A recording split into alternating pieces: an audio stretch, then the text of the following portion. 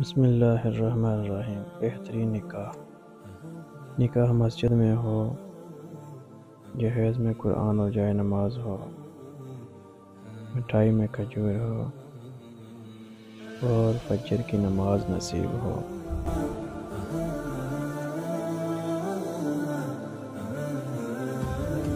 جو تعلیم عورت کے ساتھ سے دوپٹہ اور مرد کے دل سے خوف دور کر دے، ایسی تعلیم سے ان پڑھ رہنا بہتر ہی ہے۔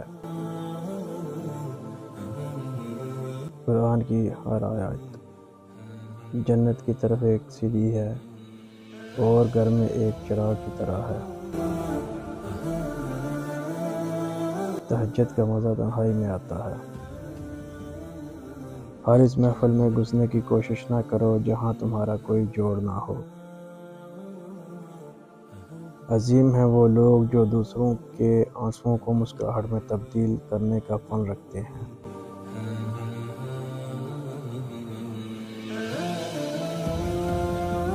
اچھی چیزوں میں خود کو مصروف نہیں کرو گے تو بری چیزوں میں خود ہی مصروف ہو جاؤ گے۔ میں جب صورت یوسف سے گزرتا ہوں مجھے لگتا ہے ہر بچھڑا ہوا مل سکتا ہے، بس اللہ پر یقین ہونا چاہیے۔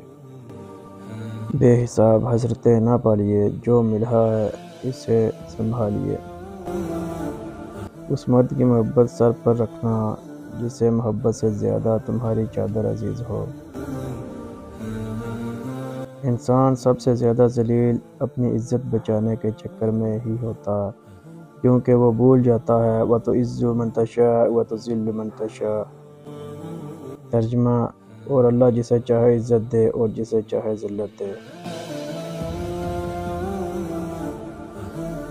نیک کوئی بھی نہیں، بس خدا کی ذات عیب چھپانے والی ہے۔ قسم ہے زمانے کی در حقیقت انسان بڑے خسارے میں ہے۔ والعصر ان الانسان لفی خسر۔ القرآن۔ لوگوں کی اصلیت سامنے آ جانا بھی اللہ تعالیٰ کی بہت بڑی نعمت ہے۔ مانگی ہوئی توجہ عزت نفس کی توہین ہے۔ بند کر دے وہ کھڑکی جو آپ کو تکلیف دیتی ہو، پھر چاہے باہر کا منظر کتنا ہی حسین کیوں نہ ہو۔ لوگوں کا دل جنت تو نہیں جو آپ ان میں رہنے کے واسطے خود کو تھکا رہے ہیں۔